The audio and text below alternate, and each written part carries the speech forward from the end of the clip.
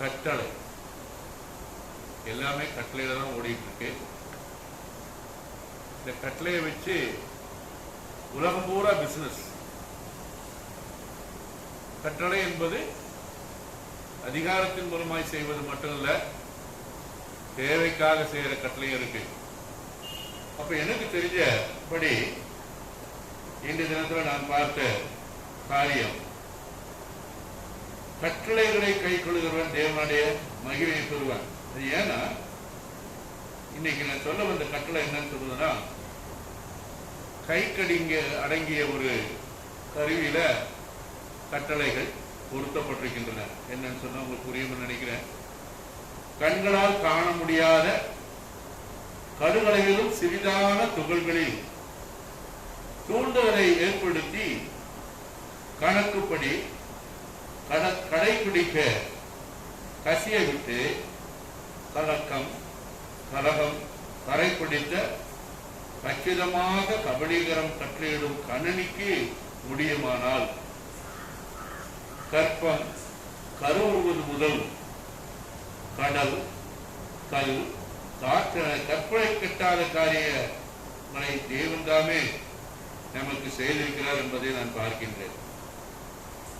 அந்த கர்த்தராகிய கர்த்தருக்கு கட்டளையிடவும் கணக்கு தப்பிவிட்டு கணனைக்கு தப்பிவிட்டு கை கொடுக்கிற கண நேரமே ஆகும்.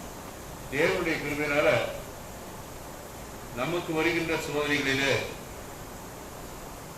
தேவன் நமக்கு கைவிடுவதற்கு ஒரு கண நேரம் இருந்தா போதும், அற்புதமாய் தேவன் நம்மை கஷ்டத்திலிருந்து விடுவிப்பார் என்பதாக ஒரு கருத்துடைய ஒரு சின்ன ஒரு கருத்தை குறிப்பிட்டேன். வாழ்க்கையில எத்தனையோ கஷ்டங்கள் சோதனைகள் வருது. அப்ப நம்ம தேவ கட்டளை என்பது என்ன? அந்த தேவ கட்டளையை நாம் பின்பற்றினால் நமக்கு என்ன பிரயோஜனம்? அதுதான் இந்த தினத்தில் நாம் பார்க்க போறிய காரியம். நீதிமொழிகள் புத்தகத்தை எடுத்து பார்ப்பீர்களானால் 10வது அதிகாரம் 4வது வசனத்துல, இருதயத்தில் ஞானம் உள்ளவன், இருதயத்தில் புத்திசாலி, கட்டளைகளை ஏற்றுக்கொள்கின்றான். தேவன் கொடுக்கின்ற கட்டளைகளை ஏற்றுக்கொள்கிறவன் புத்திசாலி என்பதாக இந்த வசனத்துல சொல்லப்பட்டிருக்கிறது. தொடர்ச்சியாக நான் பார்த்த பல வசனங்களில ஒன்று சங்கீதம் 112:1, அல்லேலூயா, கர்த்தருக்கு பயந்து அவருடைய கட்டளைகளில் மிகவும் பிரியமாய் இருக்கிற மனுஷன் பாக்கியவான். தேவனுடைய கட்டளைகளை தன் சிரசின் மேல் ஏற்றுக்கொண்டு அதன்படி நடக்கின்றவன் பாக்கியவான். இன்னுமாக தேவ கட்டளைகளை குறித்து வேத வசனம் என்ன சொல்றதுன்னு பாத்தீங்கன்னா, யோசுவாவின் புஸ்தகம் 1ஆம் அதிகாரம் 9வது வசனத்துல, நான் உனக்கு கட்டளையிடவில்லையா, பலம் கொண்டு திடமனதாயிரு, திகையாதே, கலங்காதே, நீ போகும் இடமெல்லாம் உன் தேவனாகிய கர்த்தர் உன்னோட கூட இருக்கின்றார். தேவ கட்டளைகளை நாம் பின்பற்றி அதன் பிரகாரமாய் நாம் நடக்கும் பொழுது தேவாதி தேவன் கர்த்தாதி கர்த்தர் நம்மோட கூட இருப்பார் என்பதை தெல்ல தெளிவாக வேத வசனம் நமக்கு சொல்லிக் கொடுக்கிறதை நாம் பார்க்கின்றோம்.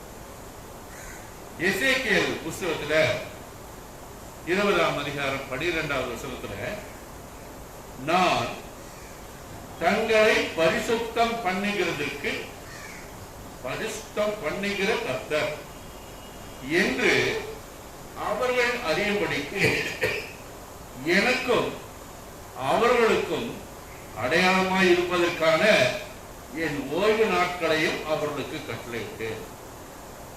தேவனை எவ்விதமாய் வாழ்க்கையில முன்னிறுத்தி அவர்களுக்கென்று ஒரு நாளை ஒதுக்கி அந்த நாளை பரிசுத்தமாக நாம் கடைபிடிக்க வேண்டும் என்பதையும் நான் கட்டளையிட்டேன் என்பதாக இந்த வேத வசனத்துல சொல்லப்பட்டிருக்கிறதை பார்க்கின்றேன். அதே இதுல 19வது வசனத்தை படிப்பீர்களானால், உங்கள் தேவனாகிய கர்த்தர் நானே, நீங்கள் என் கட்டளைகளில் நடந்து என் நியாயங்களை கைக்கொண்டு அவைகளபடி செய்து என் ஓய்வு நாட்களை பரிசுத்தமாக்குங்கள், நான் உங்கள் தேவனாகிய கர்த்தர் என்று நீங்கள் அறியும்படிக்கு அவைகள் எனக்கும் உங்களுக்கும் அடையாளமாக இருக்கும்.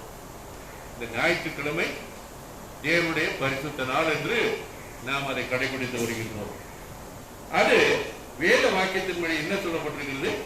அது எனக்கும் உங்களுக்கும் அடையாளமான ஒரு நாள் என்பதாக தேவன் இந்த வார்த்தையின் மூலமாய் நமக்கு சொல்லுகிறதை நாம் பார்க்கின்றோம். இன்னுமாக சில வார்த்தைகளை பார்க்கும் பொழுது எனக்கு ரொம்ப மிகவும் அற்புதமானதாக இருக்கிறதை நான் பார்க்கின்றேன். எசேக்கியேல் புத்தகம் 36ஆம் அதிகாரம் 25வது வசனத்துல, நான் உங்கள் மேல் சுத்த ஜலம் தெளிப்பேன், நான் உங்களுடைய எல்லா அசுத்தங்களையும் உங்களுடைய எல்லா நரகலான விக்கிரகங்களையும் நீக்கி உங்களை சுத்தமாக்குவேன், நீங்கள் சுத்தமாவீர்கள், உங்களுக்கு நவமான இருதயத்தை கொடுத்து உங்கள் உள்ளத்திலே புதிய ஆவியை கட்டளையிட்டு கல்லான உங்கள் இருதயத்தை உங்கள் மாம்சத்திலிருந்து எடுத்து போட்டு சதையான இருதயத்தை உங்களுக்கு கொடுப்பேன் என்றவனமாக தேவன் கட்டளையிடுவதை பார்க்கிறோம். நான் மறுபடியும் இந்த வசனத்தை படிக்கிற ஆசைப்படுகின்றேன். உங்களுக்கு நவமான இதயத்தை கொடுத்து புதிதான ஒரு இருதயத்தை கொடுத்து உங்கள் உள்ளத்தில் புதிதான ஆவியை கட்டளையிட்டு, தேவ ஆவியை நம்முடைய உள்ளத்திலே கட்டளையிட்டு, கல்லான இருதயம், ரொம்ப பிடிவாதமான எந்த விதத்திலும் அசையாத அந்த இருதயத்தை உங்கள் மாம்சத்திலிருந்து எடுத்து போட்டு அவ்விதமாய் நடக்கிறவர்கள் மனம் திரும்பி தேவ வல்லமைக்குட்பட்டவர்களாக நடக்கும்படிக்கு சதையான இதயத்தை உங்களுக்கு கொடுப்பேன் என்று தேவன் சொல்லுகிறதை நாம் பார்க்கின்றோம். இன்னும் எசேக்கியேல் புத்தகத்துல 37ஆம் அதிகாரம் 6வது வசனத்தை படிப்பீர்களானால், நான் உங்கள் மேல் நரம்புகளை சேர்த்து உங்கள் மாம்சத்தை உண்டாக்கி உங்களை தோளினால் மூடி உங்களை ஆவியை கட்டளையிடுவேன், அப்பொழுது நீங்கள் உயிரிழந்து நான் கர்த்தர் என்று அறிந்து கொள்வீர்கள் என்று தேவன் உரைக்கிறார். எல்லா காரியமும் உச்சந்தலையிலிருந்து உள்ளங்கால் வரைக்கும் தேவன் நமக்கு கட்டளைகளின்படி நம்மை வழி நடத்துகிறார் என்பதாக பார்க்கிறோம். சரி, இப்போ இந்த காலத்துல என்ன கட்டளை? ஏதோ ஒரு வியாதி எங்கேயோ இருந்து வந்தது, அந்த வியாதி உலகம் பூரா பரவிடுச்சு. எல்லாரும் என்ன பண்ணணும்? ஒருத்தருக்கு ஒருத்தர் மூஞ்ச பார்க்காதபடி அவங்க மூஞ்சில ஒரு மறைவை போட்டுக்கொள்ள வேண்டிய சூழ்நிலை, ஒருத்தருக்கு ஒருத்தர் பரிச்சயமா பழக முடியாத ஒரு சூழ்நிலை, பயங்கரமான ஒரு காரியம். என்ன அரசாங்க கட்டளை? நீங்க என்ன பண்ணணும்? உங்க கையை கழுவணும், மூஞ்ச மூடிக்கணும், அவங்க பெல் அடிக்கிற சொல்ற நேரத்துல பெல் அடிக்கணும், தகரத்தை தட்ட சொல்ற நேரத்துல தகரத்தை தட்டணும். இதுதான் கட்டளை. வேடிக்கையா இருக்கும். ஆனால் இந்த உலக பிரகாரமான மாம்சீகமான பிள்ளைகளும் என்ன செய்கிறாங்க? வேடிக்கையான கட்டளைகளையும் நமக்கு கொடுக்கிறாங்க. ஒருவேளை நம்முடைய மனதுல எல்லா விதத்திலும் தேவன் என்னை பார்த்துக் கொள்வார் என்று சொல்லும் காரியமானாலும், நானும் இப்ப இந்த முகமூடியை கட்டி கொண்டுதான் உங்க முன்னால் நிற்க வேண்டிய சூழ்நிலை.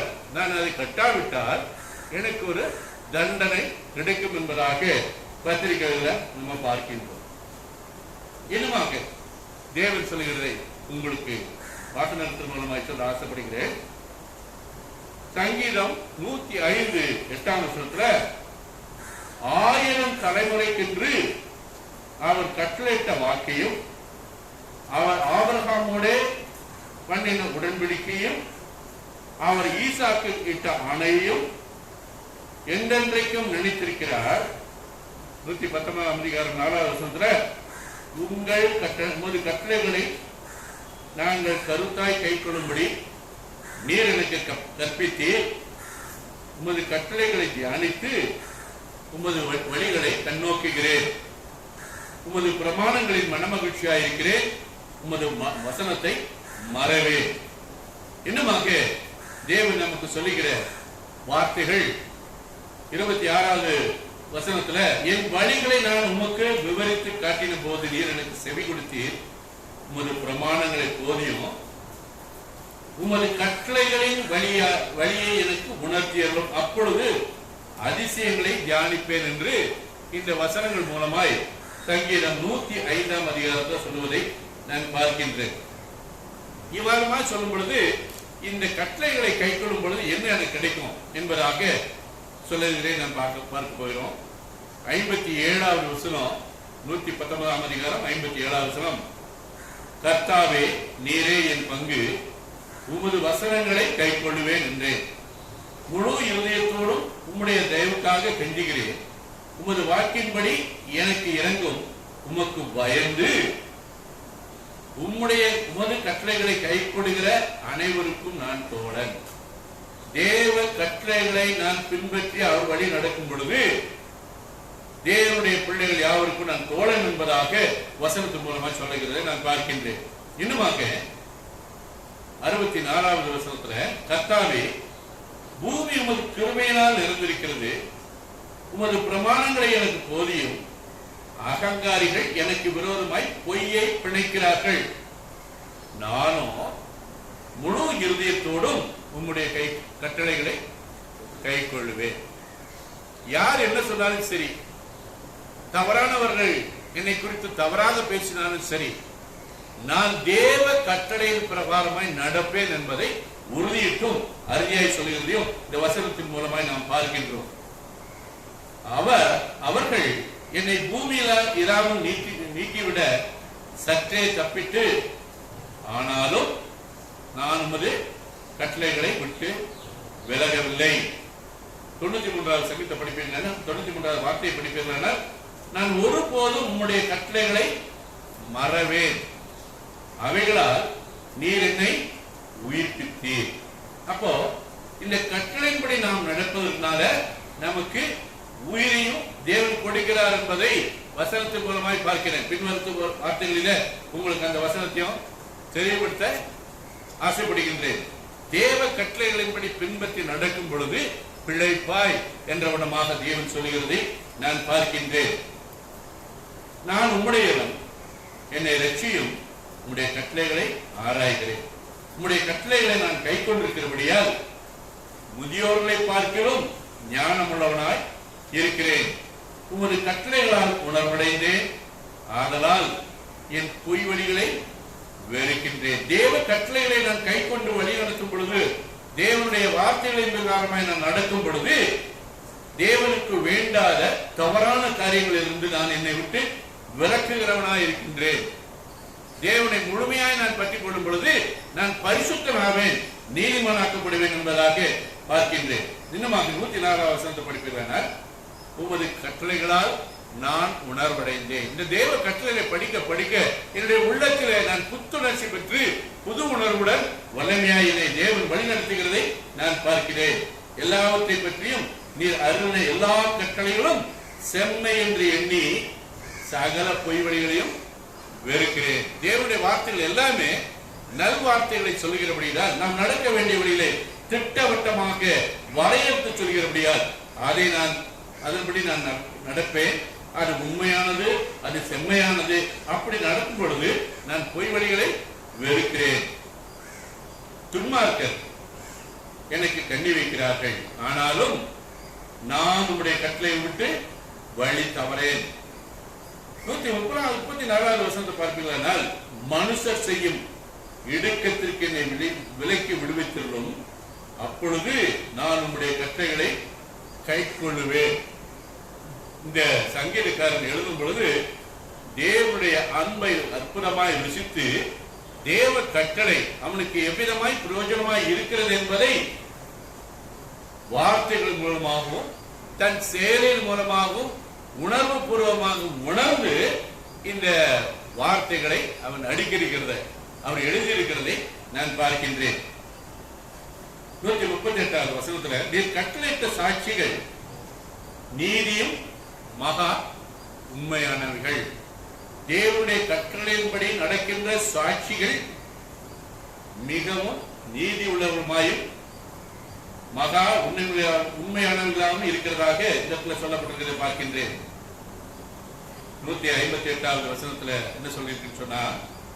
உமது வசனத்தை காத்துக் கொள்ளாத துரோகிகளை நான் கண்டபோது எனக்கு அருவருப்பாய் இருந்தது.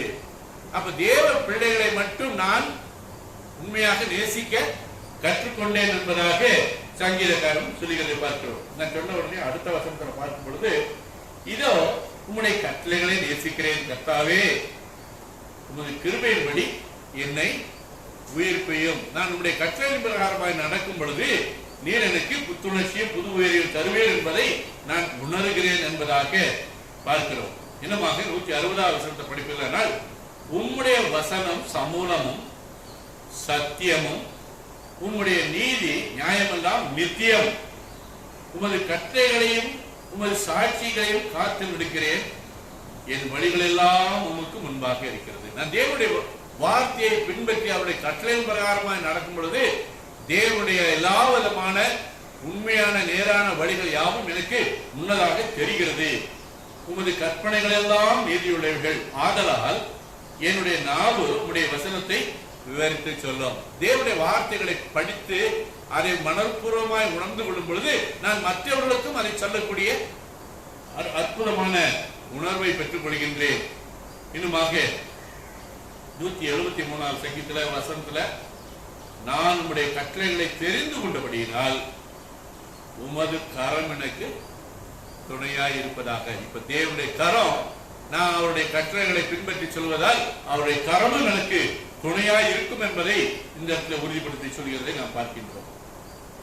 நீதிமொழிகள் புத்தகம் 2ஆம் அதிகாரம் 2வது வசனத்துல, நீ என் வார்த்தைகளை ஏற்றுக்கொண்டு என் கட்டளைகளை உன்னிடத்தில் பத்திரப்படுத்தி ஞானத்தை வா என்று கூப்பிட்டு புத்தியை சத்தமிட்டு அழைத்து அதை வெள்ளியை போல் நாடி புதையல்களை தேடுகிறது போல் தேடுவாயானால் அப்பொழுது கர்த்தருக்கு பயப்படுகிறது இன்னதென்று நீ உணர்ந்து தேவனுடைய அறிவை காண்பாய். தேவனுடைய கட்டளைகளை படி நடக்கும் பொழுது தேவன் எப்பேற்பட்டவர், எவ்விதமாய் எனக்கு வழி காட்டுவார், தேவன் எனக்கு ஞானத்தை எவ்விதமாய் தருவார், எவ்விதமாய் நான் என்னுடைய வாழ்க்கையில செம்மையாய் நடக்க முடியும் என்பதை நீதிமொழியின் புத்தகத்துல இது எழுதுவதை பார்க்கின்றோம்.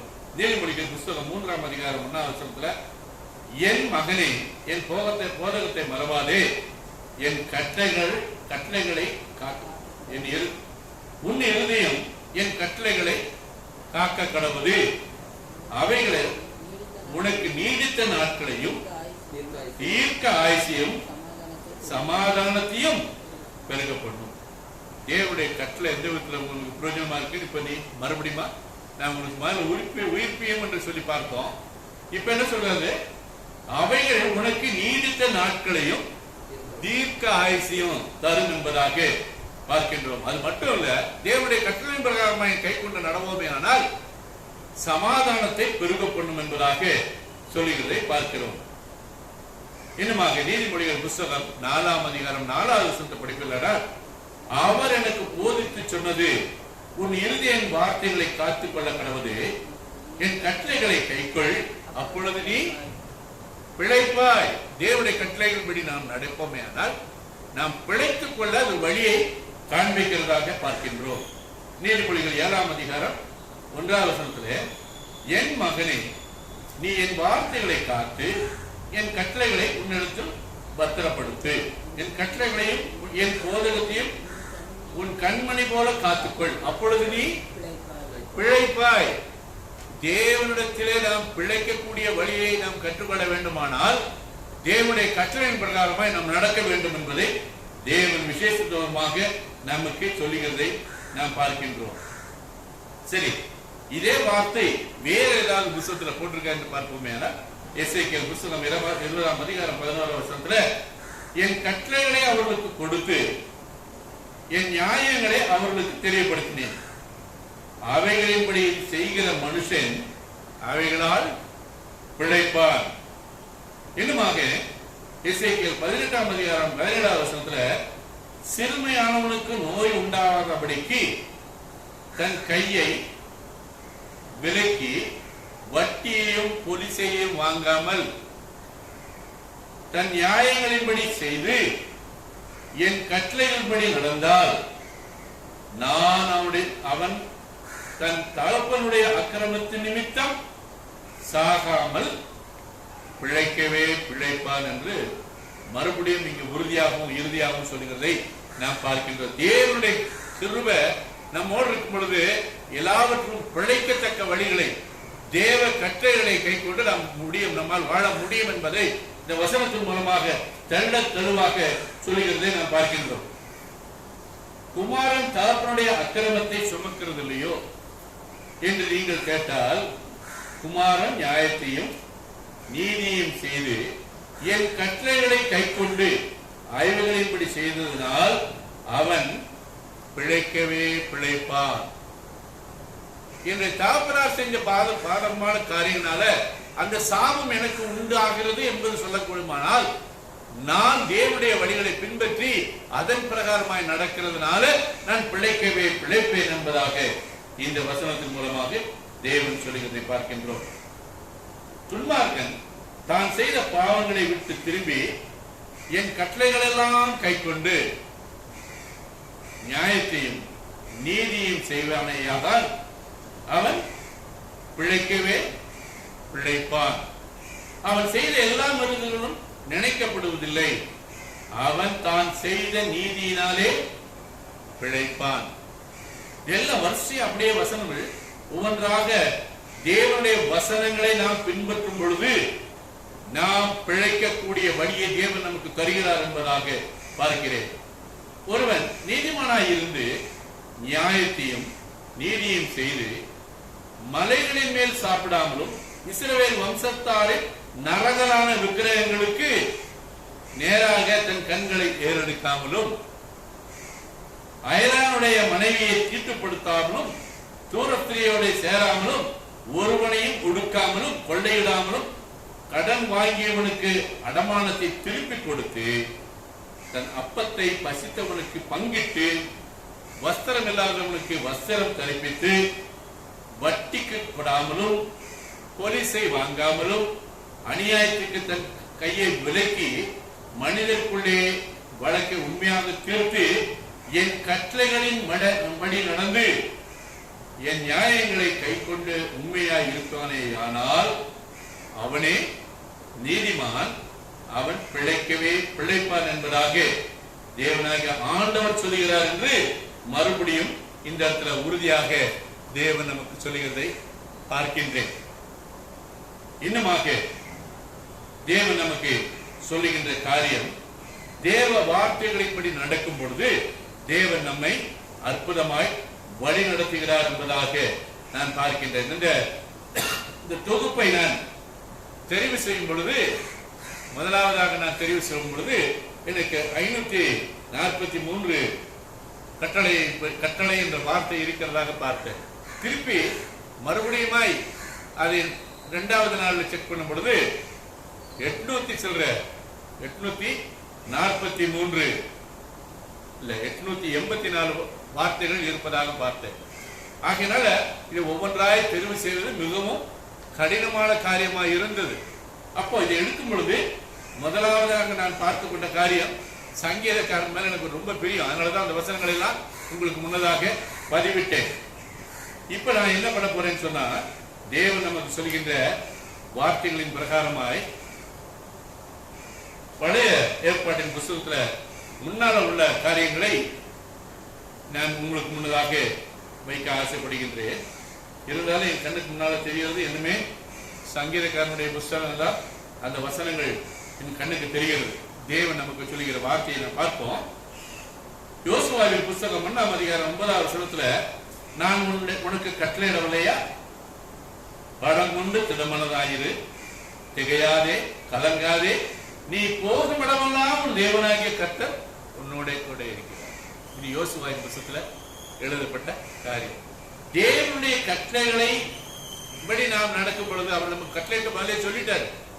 நீ எந்த விதத்திலும் கவலைப்படாத, தைரியமா இரு, நான் உன் கூடவே இருப்பேன். அப்ப நாம் இந்த வார்த்தைகளை சுதந்திரித்துக் கொள்ள வேண்டும். ஆண்டவரே, நேர எனக்கு சொன்னீரே, உமது கட்டளையின்படி நான் நடக்கும் பொழுது எப்போதும் என்னோட இருப்பேன். மோசேயுடைய இருந்தது போல எனக்கு வழி நடத்துவர் என்பதாக உத்தரவாதம் கொடுத்திருக்கின்றேன். அதன் பிரகாரமாய் நான் நடக்கும்படிக்கு எனக்கு கிருபை செய்யும் என்று நாம் கேட்போமே. ஆனால் தேவன் நமக்கு எல்லாவற்றையும் செய்ய வல்லவராயிருக்கின்றார். இந்த நேரத்தில் தேவ கட்டளைகளை மீறின காரியத்தையும் உங்கள் முன்னதாக வைக்கிறதை நான் ஆசைப்படுகின்றேன். நான் சொன்ன உடனே உங்களுக்கு தெரியும் என்னவென்றால், ஆதி ஆரம்பத்தில் தேவன் மனிதனை சிருஷ்டித்தார்னு பார்க்கிறோம். தேவ கட்டளைகளின்படி நடவாமல் தேவன் எதை உண்ண வேண்டாம் என்று சொன்னாரோ அதை ஏவாள் சாப்பிட்டு அதை ஆதாமுக்கு கொடுக்கிறதையும், அந்த காரணத்தினாலே தேவ கட்டளையை மீறினபடினாலே அவர்கள் சாபத்தை வருவித்துக் கொண்டார்கள். சந்தோஷமான ஒரு அற்புதமான ஒரு தேவ கிருபை உள்ள தோட்டத்திலே இருந்த அந்த இருவரும் ஒருவருக்கென்று ஒருவராய் தேவன் அவர்களை உற்பத்தி பண்ணி அவர்களை ஆசீர்வதித்து அவர் வழிநடத்தி வரும் பொழுது அந்த சாபம் அவர்கள் மேல் வந்ததாக நான் பார்க்கின்றேன். இன்னுமாக தேவ வசனத்தின்படி நீங்கள் உபாகமம் 4ஆம் அதிகாரம் 13வது வசனத்துல நீங்கள் கைக்கொள்ள வேண்டும் என்று அவர் உங்களுக்கு கட்டளையிட்ட 10 கற்பனைகளாகிய தம்முடைய உடன்படிக்கையை அவர் உங்களுக்கு அறிவித்து அவைகளை 2 கற்பனைகளில் எழுதினார்.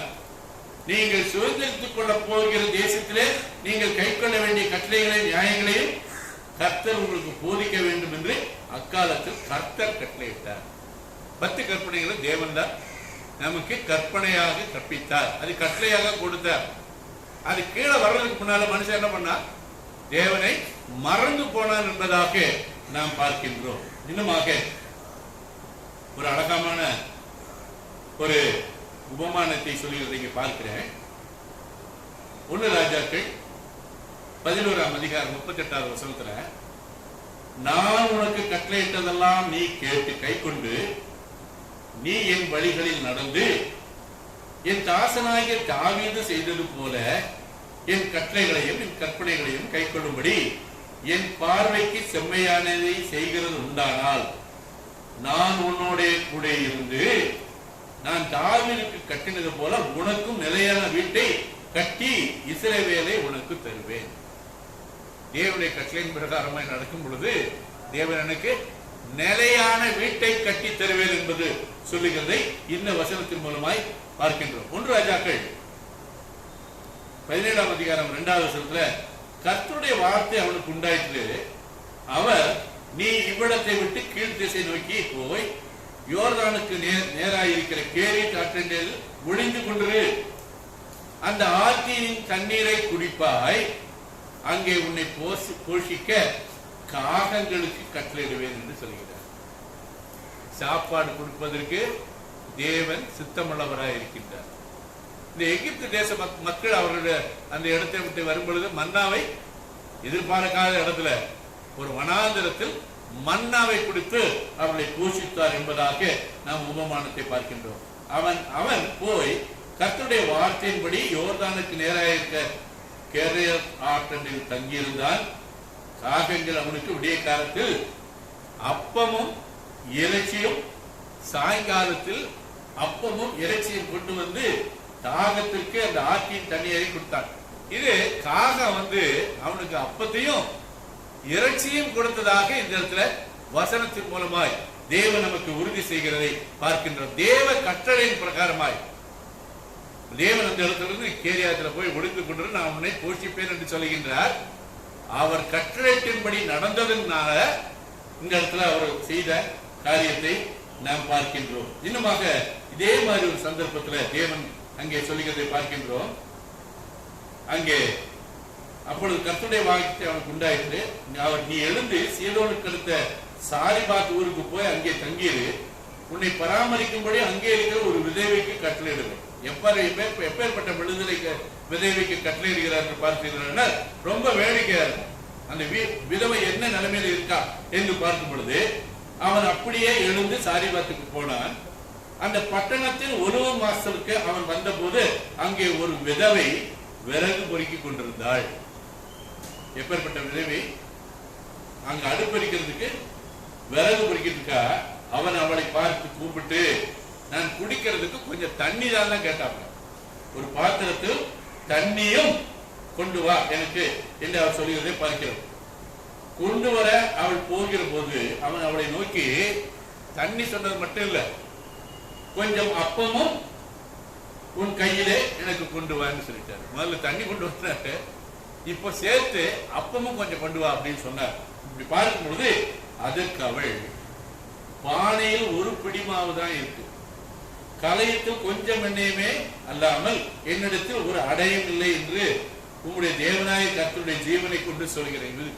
தேவனை வச்சு அந்த சத்தியம் பண்ணி சொல்லக்கூடிய அளவுக்கு அவர் மிகவும் பரிதாபமான நிலையில் அந்த விதவை இருந்தாள் என்று பார்க்கின்றோம். இதோ நானும் என் குமாரனும் சாப்பிட்டு செத்து போக அதை எனக்கும் அவனுக்கும் ஆயத்தப்படுத்துவதற்கு தான் அந்த 2 விறகு பொறுக்குகிறேன் என்று சொல்கிறார். அவ்வளவு மோசமான ஒரு ஸ்திரியை பார்த்து அந்த விதவை உனக்கு ஏற்படுத்தி வச்சிருக்கிறேன், அவள்கிட்ட போன்று சொல்லுகிறதை பார்க்கிறோம். அப்போது எலியா அவளை பார்த்து, பயப்படாதே, நீ போய் என் வார்த்தைகளின்படி ஆயத்தப்படுத்து, ஆனாலும் முதல் அதிலே எனக்கு ஒரு சிறையை அடையை பண்ணி இடத்தில் கொண்டு வா.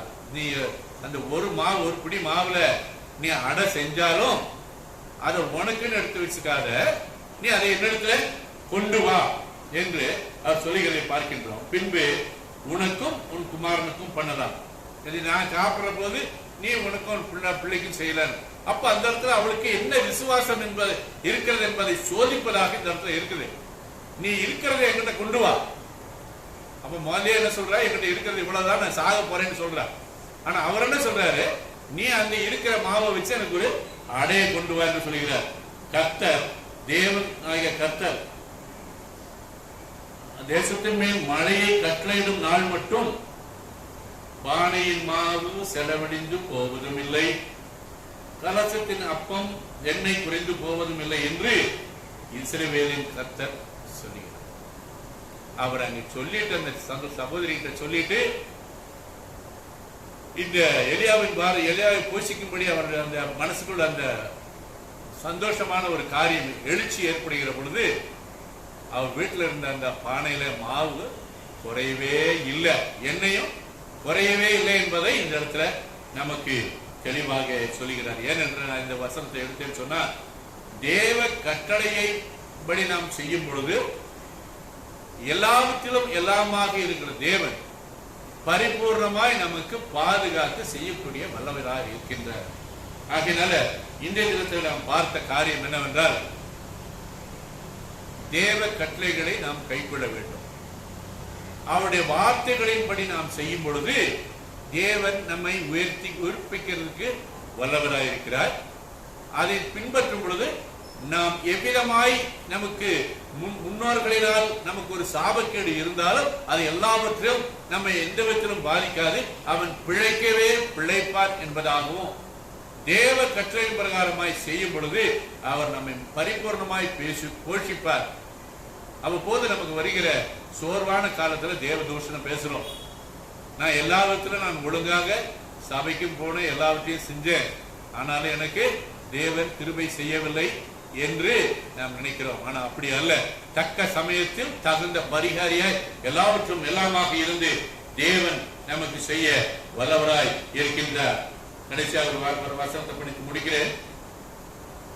1 ராஜாக்கள் 9ஆம் அதிகாரம் 4ஆம் வசனத்துல, நான் கட்டளையிட்ட உனக்கு கட்டளையிட்ட எல்லாவற்றையும் நீ செய்து என் கட்டளைகளையும் என் நியாயங்களையும் கைக்கொள்ளும்படி என் சமூகத்தில் மன உத்தமும் செம்மையாயும் உன் தாப்பனாகிய தாவீது நடந்து போன நடத்துவாயானால் இஸ்ரவேலின் சிங்காசனத்தின் மேல் உட்காரும் புருஷன் உனக்கு இல்லாமல் போவதில்லை என்று உன் தாப்பனாகிய தாவீதோட நான் சொன்னபடியே இஸ்ரவேலில் உள்ள உன் ராஜபாரத்தின் சிங்காசனத்தை என்றைக்கும் நிறைக்க பண்ணுவேன். இந்த வசனத்தில் பார்ப்போம்னு சொன்னா, உனக்கு ராஜாவின் பதவியை உனக்கு தருவேன் என்று தேவன் சொல்கிறதை பார்க்கிறோம். ஆகினால தேவன் சொன்ன வார்த்தைகளின் பிரகாரமாய் அவருடைய கட்டளை கொண்டு நம்முடைய வாழ்க்கையில எல்லாவற்றையும் அவருக்கு பரிபூர்ணமாய் ஒப்பு கொடுத்து அதன் பிரகாரமாய் நடப்போம்.